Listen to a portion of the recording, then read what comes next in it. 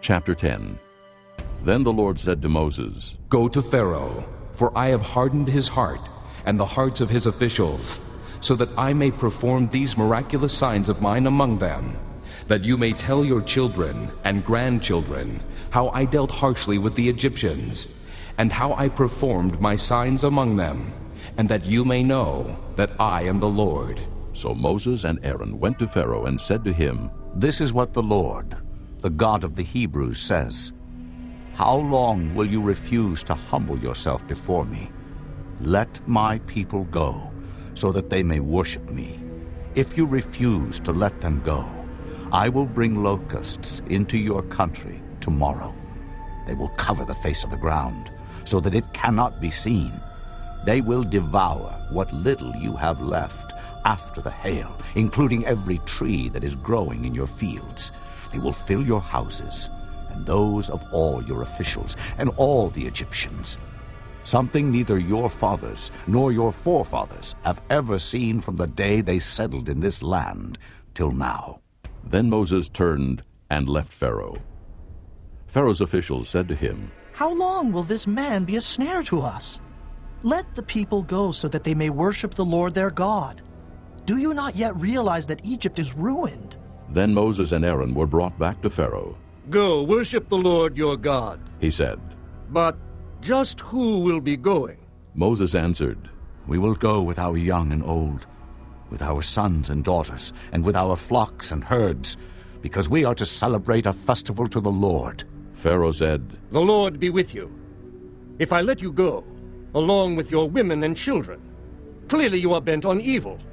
No, have only the men go and worship the Lord, since that's what you have been asking for. Then Moses and Aaron were driven out of Pharaoh's presence.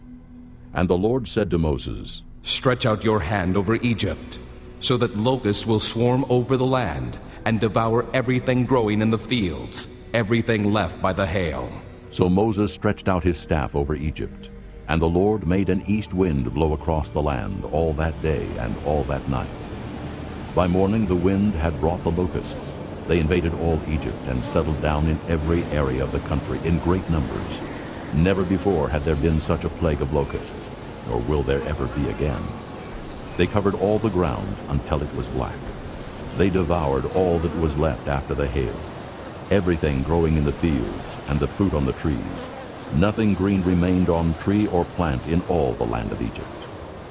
Pharaoh quickly summoned Moses and Aaron and said, I have sinned against the Lord your God and against you.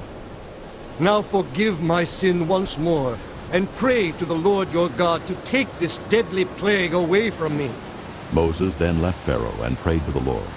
And the Lord changed the wind to a very strong west wind, which caught up the locusts and carried them into the Red Sea. Not a locust was left anywhere in Egypt. But the Lord hardened Pharaoh's heart, and he would not let the Israelites go.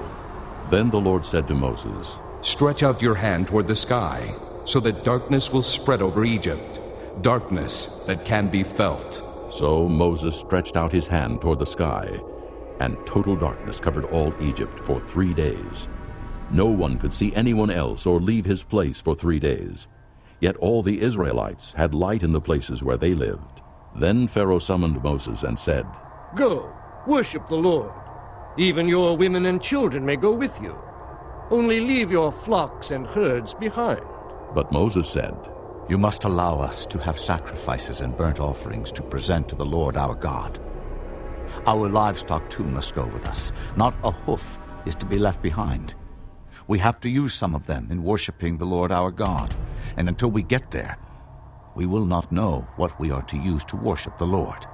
But the Lord hardened Pharaoh's heart, and he was not willing to let them go.